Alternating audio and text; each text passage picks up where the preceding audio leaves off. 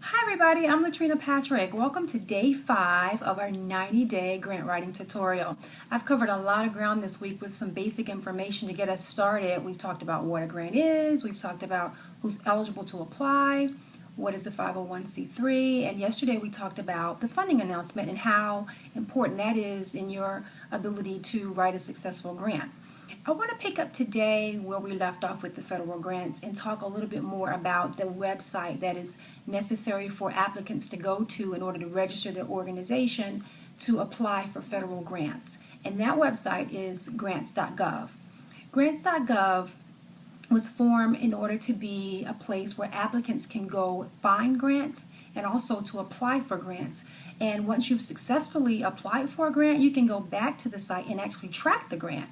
So it's a very useful tool and a great resource, and it's a mandatory resource that you need to apply to in order to pursue federal grants. And this is where the government designed this site so that there are more than 1,000 grants that can be accessed from this database, and 26 federal agencies go into this system to upload grants for applicants to apply for. So it's a very important part of the process. You have to go there and register, and today we're going to talk a little bit about what that entails, what you need to do, how long it takes to get done with this process, and why it's effective for you. So let's take a look at grants.gov.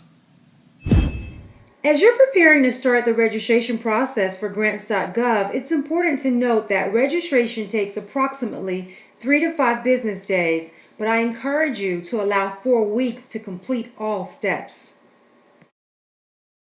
Registering is a multi-step process. Step 1, you need to obtain your DUNS number. DUNS is the Data Universal Number System, which identifies your organization. The federal government uses DUNS numbers to track how federal grant money is allocated. By phone, your DUNS is provided immediately. If your organization does not have one, you will need to go to the Dun & Bradstreet website to obtain the number.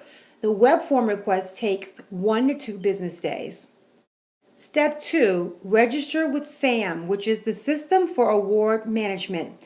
SAM is a web-enabled, government-wide application that collects, validates, stores, and disseminates business information about the federal government's trading partners in support of the contract award, grants, and the electronic payment processes. If you already have a tax ID or employer ID number, then your SAM registration will take 3 to 5 business days to process. If you have to apply for an EIN or tax ID number, then you need to allow up to 2 weeks. Step 3, you'll need to create a username and password. Complete your authorized organization representative profile on grants.gov and create your username and password. An AOR creates a username and password to serve as an electronic signature when submitting an application on behalf of their organization. This step is very simple and can be completed in the same day. Step 4, AOR Authorization.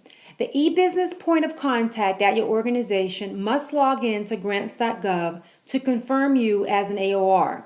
Now, this is necessary if you are the person who's writing the grant and ultimately submitting the grant.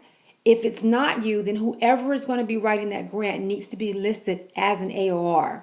Only the e-biz point of contact can approve AORs. Now, in a previous step of this process, you'll have to designate whoever the e-biz point of contact is for your organization.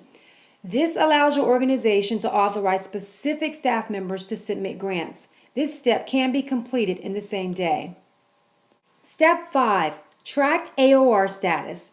The purpose of this is to verify that your organization's e-biz point of contact has approved you as an AOR. You cannot apply for grants without approval, and most importantly, you can't submit your grant without that approval. So you want to make sure that this has been done way in advance of the actual submission deadline, because if you are waiting to the last minute to submit your grant, then you don't want to get to the end and think you can submit it and you haven't been approved, and therefore you're not able to submit your grant. So please make sure that you have this authorization and this approval prior to submitting that grant. At any time, you can track your AOR status by logging in with your username and password. So that wraps up our session on grants.gov. The last thing I want to remind you of is the fact that make sure you go into the system and get registered early, long before a grant is due and long before you apply for a grant, because it can take a little time, and we want to make sure that you get all of that done before you're in the process of writing your grant so that you're not distracted. Now, if you have any questions about anything we've covered today, please make sure you post your questions or just a comment that you may have right here on our YouTube channel. And while you're here, I hope that you'll subscribe to the channel so that you get instant notification whenever I upload a video. If you know anybody that will benefit, pass the link along and have them to subscribe as well.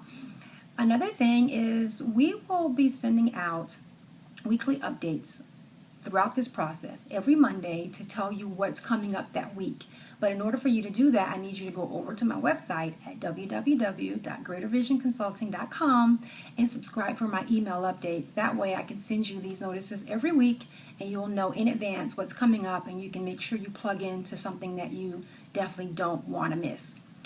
I hope that you have enjoyed this today. I have enjoyed my time with you, and I look forward to coming back tomorrow. And you want to be back tomorrow because we will finally get into the meat of writing a grant. Tomorrow we're going to start talking about what you need to do to write the grant, and from there we'll advance into what needs to go in each section of a grant. So a lot of good stuff is coming up. I hope you'll stay with me.